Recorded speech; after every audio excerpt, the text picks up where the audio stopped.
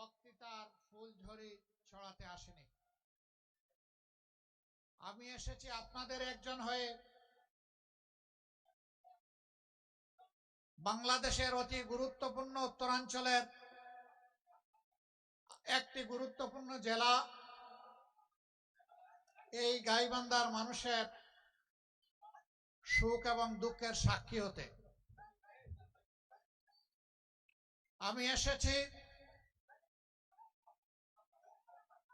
গত 15.5 বছর স্বৈর শাসনের জাতাকলে যারা পিষ্ট হয়েছেন,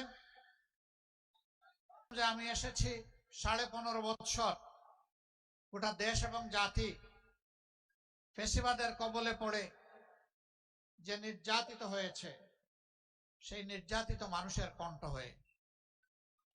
আমি এসেছি 15.5 বছরে যে সমস্ত কচি শিশুরা বাপ হারিয়ে পিতা হারিয়ে এতিম হয়েছে, তাদের দুঃখের গল্প শোনাতে।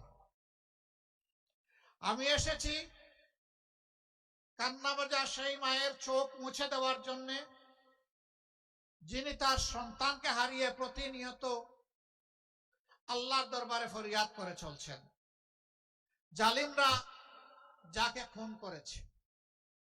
আমি এসেছি সেই বোনটির জন্য, যৌবনে কচি বাচ্চা সহ স্বামী হারিয়ে আস্তে চোখের সামনে অন্ধকার দেখতে পাচ্ছে। আমি তাকে আমার পক্ষ থেকে সংহতি, 10 দলের পক্ষ থেকে সংহতি, সম্মান, শ্রদ্ধা এবং সান্ত্বনা যোগাতে এসেছি। আমি এসেছি সেই সমস্ত মজলুম মানুষের জন্য।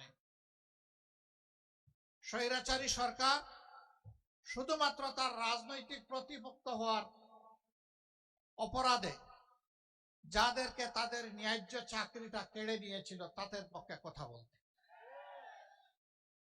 মসজিদের ইমাম মুয়াজ্জিনকে গায়ের জোরে মসজিদ থেকে বের করে দেওয়া হয়েছিল, তাদের আহাজারির সাথে আমার কণ্ঠ মিলাতে আমি এখানে এসেছি।